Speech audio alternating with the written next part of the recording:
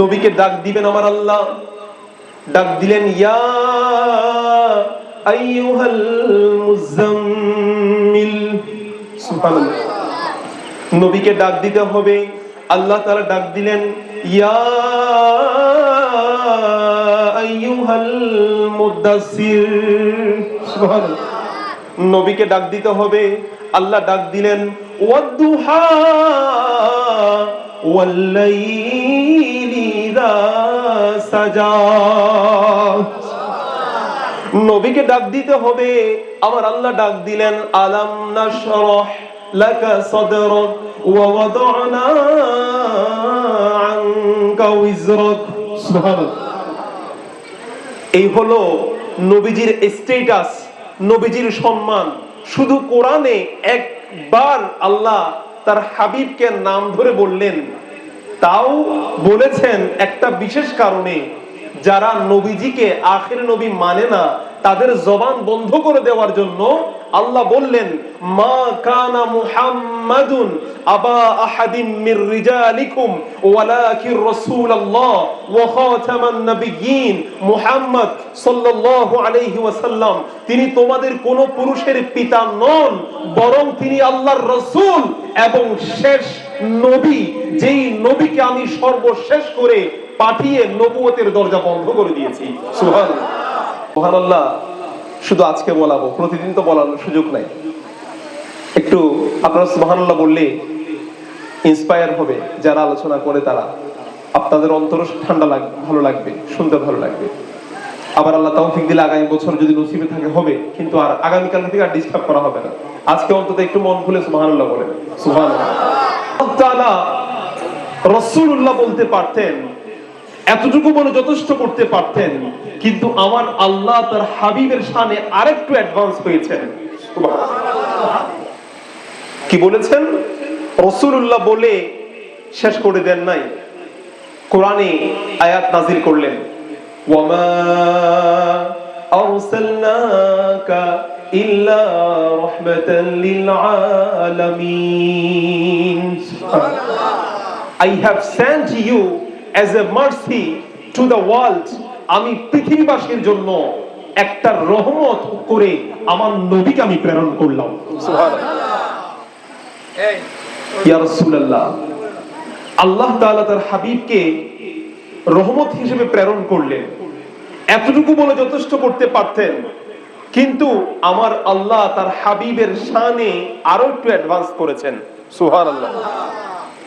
কোরআন খুলে দেখেন, অসংখ্য অগণিত রাসূল, নবী এবং রাসূল, আল্লাহ তাআলা প্রত্যেকজন নবীকে নাম ধরে ধরে ডাকলেন।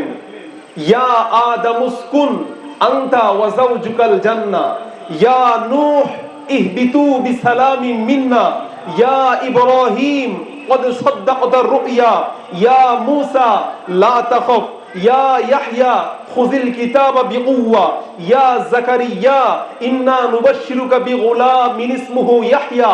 প্রত্যেকজন নবীকে নাম ধরে ধরে আল্লাহ তাআলা এক একটা আদেশ করলেন, এক একটা শিক্ষা দিলেন, এক একটা ব্যাখ্যা দিলেন, এক একটা নির্দেশ দিলেন। আমার নবীর শান যখন আসলো, আল্লাহ তাআলা ডাক দিলেন তার হাবিবকে, নাম ধরে ডাক দেন নাই, ইয়া মুহাম্মদ বলেন নাই, সিফাত বলে নাম ধরেছেন, ইয়াসিন। সুবহানাল্লাহ। তাহা। সুবহানাল্লাহ। মা আনজালনা আলাইকাল কুরআনা লিতাশকা। ইয়াসিন বলে ডাক দিলেন, ইয়াসিন ওয়াল কুরআনিল হাকীম ইন্নাকা লামিনাল মুরসালিন। সুবহানাল্লাহ। নবীজির স্ট্যাটাস এই হলো আমাদের মিলাদুন নবী। সম্প্রীতি সৃষ্টি করার জন্য, ভালোবাসা সৃষ্টি করার জন্য, অন্যায় দূর করার জন্য, ডিসক্রিমিনেশন দূর করার জন্য, বৈষম্য দূর করার জন্য, মানুষের মধ্যে ভ্রাতৃত্ববোধ সৃষ্টি করার জন্য আমার নবী আগমন করেছেন। সুবহানাল্লাহ। মিলাদুন নবীর শিক্ষা হলো, মেসেজ হলো, নবীজির আগমনের মিলাদুন নবীর মেসেজ হলো মানুষকে ক্ষমা করে দেওয়া, মানুষের অন্তরে কষ্ট না দিয়ে। যদি কোনো মানুষের মধ্যে বিভেদ থাকে, কারণ আমার নবী এসেছেন মানুষকে মিলিয়ে দেওয়ার জন্য, ভাঙার জন্য নয়। এটার মিলাদুন নবীর মেসেজ হলো মানুষের মধ্যে জোড়া লাগিয়ে তাদের মধ্যে ভালোবাসা সৃষ্টি করে দেওয়া। সুবহানাল্লাহ। এজন্য দয়াল নবীজি রহমাতুল লিল আলামিন যখন মক্কা শরীফ, আমার নবীকে কষ্ট দেয় নাই, নির্যাতন করে নাই, এমন কোন নির্যাতন নেই। নামাজ পড়তে দেয় নাই, আমার নবীর ঘাড় মুবারকের উপরে একের পর এক ছাপা দিয়ে গিয়েছে। সাহাবায়ে কেরাম থেকে শুরু করে এমন কোন জাত ছিল না যারা ইসলামের ছায়া তুলে এসেছে তাদেরকে কষ্ট দেওয়া হয় নাই, একের পর এক নির্যাতন করেছে। কষ্ট সহ্য করতে না পেরে আমার নবী আল্লাহর দিকে তাকিয়ে আছেন। আল্লাহর পক্ষ থেকে সিদ্ধান্ত এসেছে, হাবিব আপনি এবার একটু হিজরত করে মদিনার দিকে চলে যান। সুবহানাল্লাহ বলেন। মক্কা ছেড়ে দয়াল নবীজি মদিনাতে যান, মায়ের দেশের জন্যে নবী ফিরে ফিরে চান। নবীজি আল্লাহ আল্লাহ আল্লাহু লা ইলাহা ইল্লাহু, আল্লাহ আল্লাহ আল্লাহু লা ইলাহা ইল্লাহু। লক্ষ সাহাবায়ে কেরাম মদিনা শরীফের মধ্যে, সাহাবায়ে কেরাম 1,24,000 সাহাবায়ে কেরামকে নিয়ে যেদিন মক্কা বিজয় হয়েছিল, মক্কা বিজয়ের দিন 8ম হিজরিতে অসংখ্য অগণিত সাহাবায়ে কেরামকে নিয়ে আমার নবী সেদিন মক্কা শরীফে প্রবেশ করেছেন। সুবহানাল্লাহ। যেদিন গোটা মক্কাবাসী ভয়ের মধ্যে ছিল, হাই হাই ইনি তো সেই নবী যার উপর আমরা এমন কোন নির্যাতন ছিল না করি নাই, ওনারা তো এমন সাহাবী যাদের উপর আমরা এমন কষ্ট ছিল না দিই নাই, সমস্ত নির্যাতন করেছি, কষ্ট দিয়েছি, আজকে তো আমাদের কোনো রেহাই নাই, আজকে আমরা কোথায় যাব? নবীজি চাইলে মক্কা শরীফের প্রত্যেকটা ঘরে আগুন দিতে পারতেন। আমার নবী চাইলে মক্কা শরীফের প্রত্যেকটা কাফের মুশরিকের কাছে ফাঁসির দণ্ড দিতে পারতেন। আমার নবী চাইলে মক্কা শরীফের প্রত্যেকটা মানুষকে নির্যাতন নিপীড়ন করতে পারতেন, জুলুমের যে শাস্তি সেটা দিতে পারতেন, কিন্তু আমার নবী দেই নাই, বরং ঘোষণা দিয়েছেন যারা কাবা শরীফে ঢুকবে তাদেরকে আমি নিরাপত্তা দান করে দিলাম। সুবহানাল্লাহ। যারা আবু সুফিয়ান রাদিয়াল্লাহু তাআলা ঘরে ঢুকবে তাদেরকে আমি নিরাপত্তা দিয়ে দিলাম। আজকে আমি তোমাদের প্রত্যেককে জেনারেল স্টেটমেন্ট, সাধারণ ঘোষণা, সাধারণ ক্ষমা আমি ঘোষণা করে দিলাম। সুবহানাল্লাহ। রহমাতুল লিল আলামিন, নবীজি যে রহমত, এত নির্যাতন এত কষ্ট পাওয়ার পরেও আমার নবীর অন্তরটা কেমন ছিল, বাবা সবাইকে ক্ষমা করে দিয়েছেন। সুবহানাল্লাহ। আমরা কি পারবো ক্ষমা করতে? আমার নবীর মিলাদুন নবীর মেসেজ। আপনার আইল ভেঙে দিয়েছে, আপনার ঘর দিয়ে যাওয়ার সময় লাথি মেরেছে, আপনাকে কষ্ট দিয়েছে, কষ্টের পর কষ্ট দিয়ে যাচ্ছে, কিন্তু রাত্রে ঘুমানোর সময় যদি অন্তর থেকে বলেন যে আমি আল্লাহর ওয়াস্তে ক্ষমা করে দিলাম, দেখবেন ওই রাতে যদি আপনার ইন্তিকাল হয়, আল্লাহ ওইটার সদকায় আপনার জন্য জান্নাতের বাসিন্দা হিসেবে কবুল করবেন। সুবহানাল্লাহ। ক্ষমার ঘোষণা, ক্ষমা করে দেওয়ার যে নিয়ামত, সেটা আমার নবীর আগমনের উসিলে আমরা পেয়েছি। সুবহানাল্লাহ। আম্মা জান আয়েশা সিদ্দিকা রাদিয়াল্লাহু তাআলা আনহা কে আমার নবী বলছেন, সাল ইয়া আয়েশা, আয়েশা তুমি আজকে যা চাওয়ার আমার কাছ থেকে চেয়ে নাও, তুমি যা চাইবে আমি তাই তোমাকে দান করে দিব। সুবহানাল্লাহ। আয়েশা সিদ্দিকা রাদিয়াল্লাহু তাআলা আনহা আশ্চর্য হয়ে গেলেন, আমার নবীর কাছে আমি চাইবো, রহমাতুল লিল আলামিনের কাছে চাইবো, দুজাহানের বাদশার কাছে আমি চাইবো, আমি তো যেমন কোনো জিনিস চাইতে পারি না, আমার জিনিস যেমন বড় সত্তার কাছে, আমার নবীর কাছে যেমন চাইবো, আমার চাওয়াটাও তো এমন হতে হবে যে চাওয়াটা আমার প্রয়োজন পূরণ হয়, আমার একটু পরামর্শ করে সিদ্ধান্ত নিতে হবে। সুবহানাল্লাহ। ইয়া রাসূলুল্লাহ, আমার একটু পরামর্শ লাগবে, আমি কি চাইবো? আমার নবী বললেন, ঠিক আছে, তুমি পরামর্শ করো, আমাকে জানাও তোমার কি প্রয়োজন। আম্মা জান আয়েশা সিদ্দিকা রাদিয়াল্লাহু তাআলা আনহা চলে গেলেন হযরত আবু বকর সিদ্দিক রাদিয়াল্লাহু তাআলা আনহুর কাছে। সিদ্দিক আকবর, আম্মা জান আয়েশা সিদ্দিকা রাদিয়াল্লাহু তাআলা আনহুর বাবা আয়েশা রাদিয়াল্লাহু তাআলা আনহা বললেন, আব্বা জান, আমার নবী বললেন কিছু চাইতে, কি চাইবো আমাকে একটু বলে দেন। সুবহানাল্লাহ বলবেন না?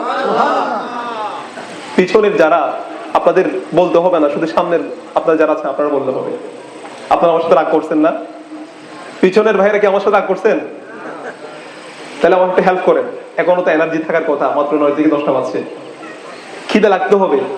শেষ আপনাদের জন্য তাবরুকের ব্যবস্থা আছে, আলহামদুলিল্লাহ বলেন। আচ্ছা, আম্মা জান আয়েশা সিদ্দিকা রাদিয়াল্লাহু তাআলা আনহা সিদ্দিক আকবরের কাছে গেলেন।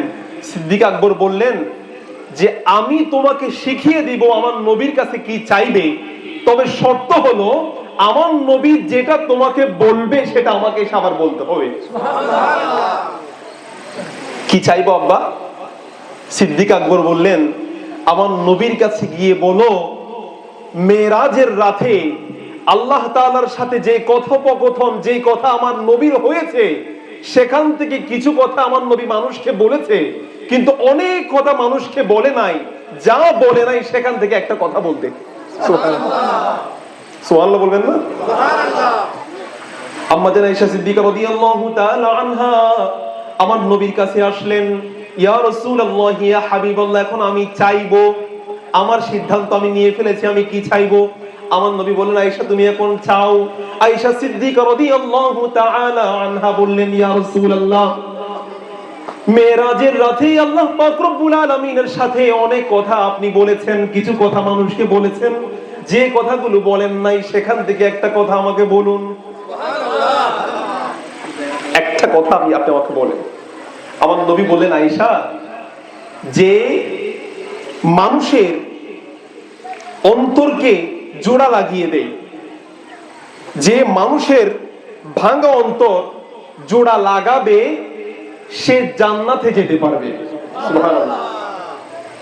এই একটা কথা আয়েশা সিদ্দিকা রাদিয়াল্লাহু তাআলা আনহা শুনলেন, দৌড়ে বাবার কাছে গেলেন, বলেন, আব্বা, আমার নবী বলেছেন, ওই কথার মধ্যে একটা কথা হলো যে মানুষের ভাঙা অন্তর, মানুষের মধ্যে যে ভেদাভেদ সেটা দূর করে দিয়ে মানুষের অন্তর জয় করতে পারবে, মানুষের ভেদাভেদ দূর করে দিবে, আল্লাহ তার জন্য জান্নাতের পথ সহজ করে দিবেন। সুবহানাল্লাহ। এই কথা শুনে সিদ্দিক আকবর কান্না শুরু করে দিলেন। আয়েশা সিদ্দিকা রাদিয়াল্লাহু তাআলা বলেন, আব্বা জান, আপনি তো মানুষের সবচেয়ে বেশি উপকার করেন, আপনি মানুষের ভাঙা অন্তর জোড়া লাগান, মানুষকে সাহায্য করেন। হযরতে বেলাল রাদিয়াল্লাহু তাআলা আনহু কষ্টের মধ্যে ছিল, যে বেলাল হাবশীর উপর নির্যাতন চলছে, যে বেলালের উপরে অকথ্য নিপীড়ন চলছে, যাকে বাঁচানোর কেউ ছিল না, আপনি সর্বোচ্চ মূল্য দিয়ে বেলালকে বাঁচিয়েছেন, অসংখ্য ব্যক্তিকে আপনি উদ্ধার করেছেন, আপনি মুক্ত করে দিয়েছেন, আজাদ করে দিয়েছেন, কত মানুষকে সহযোগিতা করেছেন। আপনার কাছে খুশি হওয়ার কথা, এই কথা শুনে আপনি কেন কান্না করছেন? হযরত সিদ্দিক আকবর বলছে, আমি সেজন্য কান্না করছি যে জানি না কারো অজান্তে আমি কোনো মানুষকে কষ্ট দিয়ে ফেলেছি কিনা। সিদ্দিক আকবর বলছে, আমি জানি না কারো অজান্তে আমি কাউকে কষ্ট দিয়ে ফেলেছি কিনা, এই জন্য আমি কান্না করছি।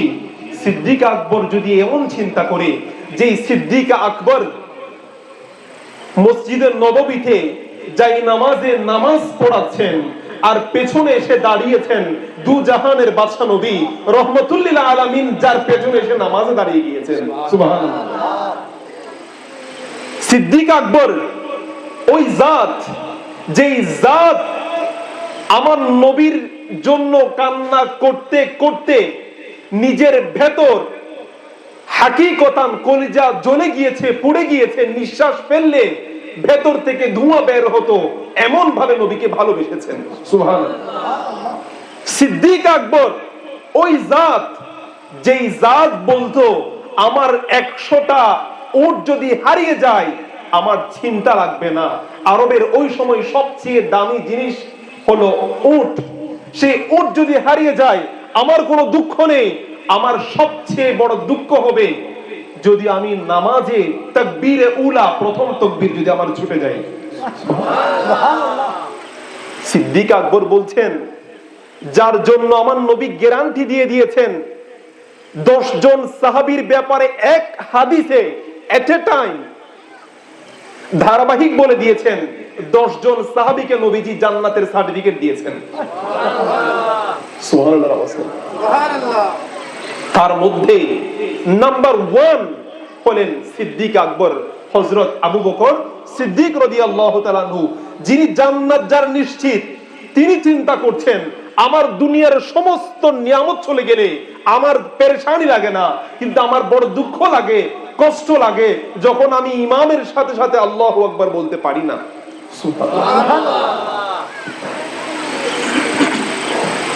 আমাদের যে অবস্থান, আমাদের যুবক ভাইরা, আমাদের সমাজের যে বর্তমান যে স্ট্যাটাস, যে অবস্থান, আমাদের মোবাইলের কমেন্ট করতে করতে, ফেসবুক ইউজ করতে করতে, গেমসে ঢুকলে আমি হয়তো নামাজ পড়ি, কিন্তু ইমাম সাহেব নামাজ শুরু করে দিয়েছেন, পাশের ফ্রেন্ড বলছে এটা একটু শেষ করে যা, গিয়ে শেষে পেলেই তো হলো।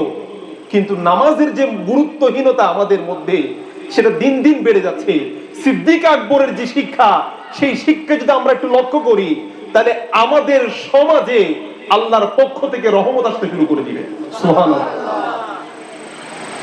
আমরা বিয়ের মধ্যে, বিয়ে খেতে গেলে, মেজবানে ঢুকলে, খেতে গেলে নামাজ কোন দিকে শুরু হয়ে কোন দিকে শেষ হয় সেদিকে দেখার সময় আমাদের হয় না। ওয়াক্তের পর ওয়াক্ত নামাজ শেষ, যিনি নামাজি তারও নামাজ শেষ, খবর নাই। অথচ আমরা সিদ্দিক আকবরের অনুসারী, যার কাছ থেকে জিন্দেগিতে কখনো তাকবীরে উলা ছুটে নাই। সুবহানাল্লাহ। সিদ্দিক আকবর, আমার নবী আম্মা জান আয়েশা সিদ্দিকা রাদিয়াল্লাহু তাআলা আনহাকে বলছেন, আয়েশা তোমার কি লাগবে, তোমার কিছু চাওয়ার থাকলে তুমি একটু চাও। তো আয়েশা সিদ্দিকা রাদিয়াল্লাহু তাআলা আনহা বললেন, ইয়া রাসূলুল্লাহ আমি কি চাইবো? লানা শামসুন ওয়ালিল আফাকি শামসুন, লানা শামসুন ওয়ালিল আফাকি শামসুন ওয়া শামসি খায়রুম মিন শামসিস সামাই। আম্মা জান আয়েশা সিদ্দিকা রাদিয়াল্লাহু তাআলা আনহা বলছেন, ইয়া রাসূলুল্লাহ আমার তো চাওয়ার কিছু নেই, কারণ আমার কাছেও একটা সূর্য আছে, আসমানেরও একটা সূর্য আছে। আমার সূর্যটা উদিত হয় অন্ধকারে, আর আসমানের সূর্য উদিত হয় ফজরের পরে। সুবহানাল্লাহ। আমার নবী কারো কাছে সূর্য, কারো কাছে চন্দ্র, কারো কাছে সাজার, কারো কাছে বাহার। আমার আলা হযরত তো হয়রান হয়ে গিয়েছেন, নবীজির শানে কি লিখবেন, নবীজির শানে কি বলবেন। আমার আলা হযরত হয়রান হয়ে গিয়েছেন, শুধু লিখেছেন পৃথিবীর one of the best point যদি আপনি নিয়ে আসেন, বিখ্যাত লেখক যদি নিয়ে আসেন, আলা হযরতের সামনে কিছুই না। আলা হযরত বলছেন, সরওয়ার কহো কে মালিক, মৌলা কহো তুঝে, বাগে খলিল কা জেবা কহো তুঝে। ইয়া রাসূলুল্লাহ আমি কি আপনাকে বাদশা বলবো, নাকি শাহানশাহ বলবো, নাকি বাগানের ফুল বলবো, কি বলবো আমি তো খুঁজে পাই না। কারণ যেটাই লিখতে চাই, যেটাই বলতে চাই, মনে হয় আপনার স্ট্যাটাস অনুযায়ী কম হয়ে যাবে। সুবহানাল্লাহ। সুবহানাল্লাহ বলেন না। সুবহানাল্লাহ। আলা হযরত বলছেন সর্বশেষ, লেকিন রেজানি খতমে সুখন ইসপে কর দিয়া। আলা হযরতকে তো শেষ করতে হবে। ইয়া রাসূলুল্লাহ আলা হযরত এখানেই শেষ করছেন, লেকিন রেজানি খতমে সুখন ইসপে কর দিয়া, খালিক কা বান্দা। সুবহানাল্লাহ। আমার নবীর পরিচয় দিচ্ছেন, খালিক কা বান্দা, আল্লাহর সৃষ্টিকর্তার তিনি একমাত্র অন্যতম বান্দা। সুবহানাল্লাহ। খালিক কা বান্দা, খলক কা আকা, আর সৃষ্টি জগতের তিনি হলেন আকা। সুবহানাল্লাহ। আবার আলা হযরত বলছেন, সরওয়ার কহো কে মালিক, मौला को हो तुझे सरवर को के मालिको मौला को हो तुझे सरवर को हो के मालिको मौला को हो तुझे सरवर को हो के मालिक। শরফুদ্দিন বুসরি রহমতুল্লাহি আলাইহি মিশরের one of the best poet, যার শরীরে প্যারালাইসিস ছিল, যিনি হাঁটতে পারতেন না, তিনি আমার নবীর শানে ঘরে বসে বসে কবিতা লিখছেন। কবিতাতে তিনি লিখছেন, এমন লেখা লিখেছেন আমার নবী সেটা কবুল করে জগৎ বিখ্যাত নাতে পরিণত হয়ে গিয়েছে। কি লিখেছেন তিনি? এমন ভাবে লিখেছেন, দয়াল নবীজি রওজে আতহার থেকে তার ঘরে তশরিফ নিয়ে এসেছেন। শুধু কি এসেছেন? নয়, আমার নবী এসেছেন, তার হাতে একটা চাদর উপহার দিয়ে গিয়েছেন। বাবা, এমন চাদর তিনি পেয়েছেন, চাদরের আরবি হলো বুরদা। তার নাচটা এত বিখ্যাত হয়ে গিয়েছে, আমার নবীর সাদকায় এই নাচ কবুল হয়েছে, নাচের নাম হয়ে গিয়েছে কসিদায়ে বুরদা। সুবহানাল্লাহ। কি লিখেছেন তিনি? তিনি লিখছেন, মুহাম্মাদুন সাইয়্যিদুল কাউনাইনি ওয়াস সাকলাইন ওয়াল ফারিকাইনি মিন উরুবিন ওয়া মিন আজাম। তিনি লিখছেন, হুয়াল হাবিবুল্লাযী তুরজা শাফাআতুহু লিকুল্লি হাওলিন মিনাল আহওয়ালি মুকতাহামিন। তিনি লিখছেন, মুহাম্মাদুন বাশারুন লা কাল বাশার ইয়াকুতুন হাজারুন লা কাল হাজার। আমার নবী বাশার, কিন্তু হাকিকতান আমাদের মতো নয়। ইয়াকুত পাথরের মতো দেখতে, কিন্তু হাকিকতান পাথর নয়। তিনি লিখছেন, মাওলায়া সাল্লি ওয়া সাল্লিম দাইমান আবাদান আলা হাবিবিকা খায়রিল খালকি কুল্লিহিম। মাওলায়া সাল্লি ওয়া সাল্লিম দাইমান আবাদান আলা হাবিবিকা খায়রিল খালকি কুল্লিহিম। সুবহানাল্লাহ। আমার নবীর শানে যারাই লিখেছেন তারা এত বেশি মকবুল হয়েছেন, যারাই বলেছেন অন্তর থেকে তারা এত মকবুল হয়েছেন, তাদের সেই কথা তারা ব্যক্তি হিসেবে আল্লাহ তাআলা গোটা পৃথিবীতে তাদেরকে কবুল করে নিয়েছেন। সুবহানাল্লাহ। লেখক তো বলছে, ইয়া রাসূলুল্লাহ তু খুদা নেহি তুঝে খুদা কহো। ইয়া রাসূলুল্লাহ, আপনি তো সৃষ্টিকর্তা নন, আপনাকে যে সৃষ্টিকর্তা বলবো, কি তু বাতা তুঝে কিয়া কহো। আপনি তো আমাদেরকে বলে দেন আমরা আপনাকে কি নামে কিভাবে আমরা আপনাকে আহ্বান করব। সুবহানাল্লাহ। না ফলক পে তেরা জবাব হে, না জমি পে তেরা মিসাল হে। আসমানের মধ্যেও আপনার কোনো দৃষ্টান্ত নাই, জমিনের মধ্যেও আপনার কোনো দৃষ্টান্ত নাই, আপনি নিজে আপনার মিসাল। সেজন্য হযরত হাসান বিন সাবিত রাদিয়াল্লাহু তাআলা আনহু সাহাবীদের মধ্যে অন্যতম শায়রে রাসূল, তিনি আমার নবীর শানে নাত লিখছেন, নাত পড়ছেন। আমার নবী মদিনা শরীফে মসজিদে নববীতে বসে এত খুশি হয়েছেন, হাসান বিন সাবিতের জন্য মিম্বার বানিয়ে দিয়েছেন, মিম্বারে দাঁড়িয়ে দাঁড়িয়ে হাসান নাত পড়ছেন। সুবহানাল্লাহ। হাসান বলছে, হযরত হাসান বিন সাবিত রাদিয়াল্লাহু তাআলা আনহু তিনি নাত পড়ছেন, ওয়া আহসানু মিনকা লাম তারকাতু আইনি ওয়া আজমালু মিনকা লাম তালিদিন নিসা খুলিকতা মুবাররাআম মিন কুল্লি আইবিন কাআন্নাকা কদ খুলিকতা কামা তাশাউ। আমার নবীর শানে তিনি লিখছেন, ওয়া আহসানু মিনকা লাম তারকাতু আইনি, আপনার চেয়ে অধিক সুন্দর আমার চোখ কোনো কিছুই দেখে নাই। ওয়া আজমালু মিনকা লাম তালিদিন নিসা, পৃথিবীর কোন মা আপনার মতো সন্তান জন্ম দেয় নাই। সুবহানাল্লাহ। খুলিকতা মুবাররাআম মিন কুল্লি আইবিন, আপনি সৃষ্টি হয়েছেন সমস্ত দোষ ত্রুটি থেকে মুক্ত হয়ে। সুবহানাল্লাহ। সমস্ত ত্রুটি থেকে মুক্ত হয়ে আপনি পৃথিবীতে আগমন করেছেন। সুবহানাল্লাহ। কাআন্নাকা কদ খুলিকতা কামা তাশা, আপনি সৃষ্টি হয়েছেন, আপনি যেভাবে চেয়েছেন আল্লাহ আপনাকে সেভাবেই বানিয়েছেন। সুবহানাল্লাহ। আমার নবী আগমন করেছেন সমাজ থেকে, এই রাষ্ট্র থেকে, পৃথিবী থেকে অন্যায় চলে গিয়েছে, মানুষের অভাব চলে গিয়েছে, ভেদাভেদ চলে গিয়েছে, মানুষের অন্তরের মধ্যে নবী প্রেম সৃষ্টি হয়েছে, সৃষ্টিকর্তার প্রতি ভালোবাসা মহব্বত পয়দা হয়ে গিয়েছে। সুবহানাল্লাহ। সেজন্য মানুষের অন্তর, সিদ্দিক আকবর এটার উপর আমল করতে গিয়ে আমার নবী আম্মা জান আয়েশা সিদ্দিকা রাদিয়াল্লাহু তাআলা আনহাকে যে হাদিস বলেছেন, আয়েশা, যে মানুষের ভাঙা অন্তরকে জোড়া লাগিয়ে দিতে পারে তার জন্য জান্নাতের পথ যাওয়া সহজ হয়ে যায়। এই কথা শুনে সিদ্দিকা আকবর তো কান্না করেছেন। তিনি এমন জাত, যে জাতের ব্যাপারে আমার নবী জান্নাতের সার্টিফাই করে দিয়েছেন। সুবহানাল্লাহ। আমাদের বৈষম্যগুলা, আমাদের মধ্যে যে বিভেদ, সেই বিভেদগুলা আমাদের সমাজের রন্ধ্রে রন্ধ্রে বসে আছে। আমরা বৈষম্য করি, আমরা ডিসক্রিমিনেশন করি আমাদের সমাজের মানুষের মধ্যে।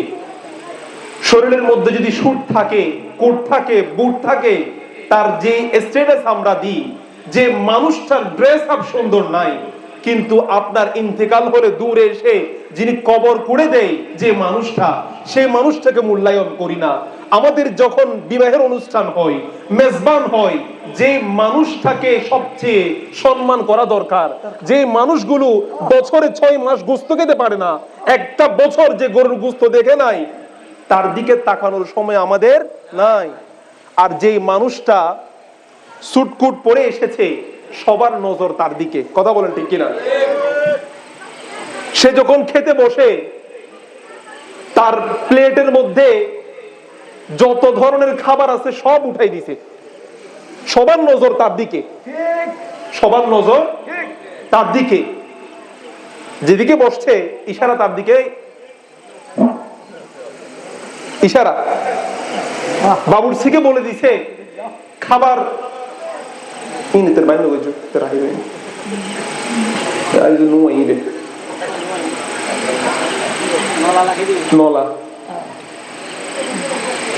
সমাজের মানুষ ডিসক্রিমিনেশন, বৈষম্য আমরাই করে ফেলেছি। আমাদেরকে যে মানুষগুলো আমাদের বিপদে, আমাদের ইন্তিকালে, আমাদের মা বাবার বিপদে যে মানুষগুলো দূরে আসে, আপনার কথা শুনে যে মানুষটা বাঁশ কাটতে চলে যায়, গাছ কাটতে চলে যায়, যে মানুষটা আপনার প্রতি পদে পদে কাজে লাগে, এই মানুষটাকে মূল্যায়ন করার 2 মিনিটের সুযোগ সময় আমাদের নাই। আর যে মানুষটাকে ডাক্তার নিষেধ করে দিছে, তার খেতে পারবে না, শুধু খাবার দেখতে পারবে, তার প্লেটে সকল খাবার। কথা বলেন ঠিক কিনা? ডাক্তার নিষেধ, খাবার খাওয়ার তার সুযোগ নাই। ডায়াবেটিস থেকে শুরু করে সমস্ত রোগ নিয়ে বসে আছে, খাবার কেমনে কেমনে খাবে, তার নজর তার দিকে সবার। বিয়ের অনুষ্ঠান, মেজবানের অনুষ্ঠান, আমাদের সমাজের প্রতিটি স্তরের মধ্যে আমরা ওই মানুষটাকে, ওই মানুষগুলোকে আমরা মূল্যায়ন করি না। যে মানুষগুলোর দেমাগ কম, যারা মজনুন হয়ে গিয়েছে, পাগল হয়ে গিয়েছে, ফকির, মিসকিন, এই মানুষগুলো আমাদের সবচেয়ে বড় হকদার। কথা বলেন ঠিক কিনা? এই মানুষগুলো আমরা টেবিলে পর্যন্ত বসতে দেই না, অথবা দূর থেকে সরিয়ে দেই তত্তর করে। মনে রাখবেন, আপনাকে দেওয়া যে আমানত, যে ইনকাম, যে টাকা পয়সা, নিয়ামত আল্লাহ দিয়েছেন, এই নিয়ামতের ভেতর আল্লাহ তাআলা তাদের হক রেখে দিয়েছেন। সুবহানাল্লাহ। নবীজি আগমন করেছেন, মানুষ আখলাক শিখেছে। নবীজি আগমন করেছেন, সমাজের সন্তানরা মা বাবাকে কিভাবে খিদমত করতে হবে সেটা শিখে গিয়েছে। সুবহানাল্লাহ। নবীজি আগমন করেছেন, মানুষের মধ্যে অন্তরে নবী প্রেম সৃষ্টি হয়েছে, এক আল্লাহকে চেনার বড় সুযোগ তারা লাভ করতে পেরেছে। সুবহানাল্লাহ।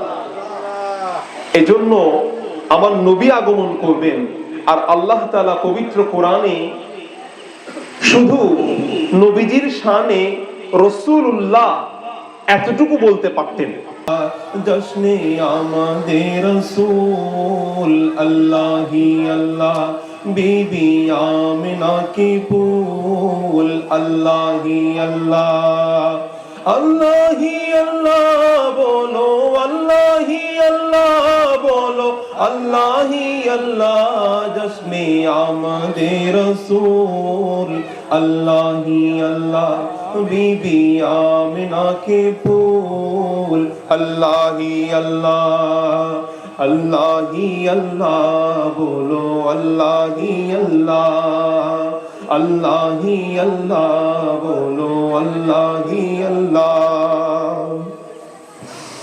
जब के सरकारे तशरीफ लाने लगी, होरो गिलमा भी खुशियां मनाने लगी। सुभान अल्लाह बोले। जब के सरकारे तशरीफ लाने लगे, होरो गिलमा भी खुशियां मनाने लगे।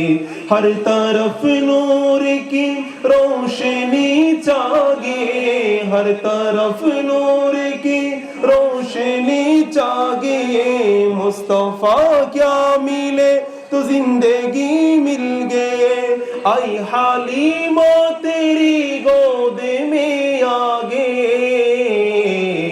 दोनों आलम के रसूल, अल्लाह ही अल्लाह बीबी आमिना के फूल। अल्लाह ही अल्लाह, अल्लाह ही अल्लाह बोलो, अल्लाह ही अल्लाह, अल्लाह ही अल्लाह बोलो, अल्लाह ही अल्लाह। चेहरा-ए मुस्तफा जब दिखाया गया, चेहरा-ए मुस्तफा जब दिखाया गया, चुप गई तारे और चांद शर्मा गया। चुप गई तारे और चांद शर्मा गया। आमीना देख कर मुस्कुराने लगी, आमीना देख कर मुस्कुराने लगे। हवा मरियम भी खुशियां मनाने लगे, हवा मरियम भी खुशियां मनाने लगे। आमीना बीबी सबसे ये कहने लगे, दुआ होगी कबूल। अल्लाह ही अल्लाह दुआ हो गई कबूल। अल्लाह ही अल्लाह, अल्लाह ही अल्लाह बोलो, अल्लाह ही अल्लाह, अल्लाह ही अल्लाह बोलो, अल्लाह ही अल्लाह।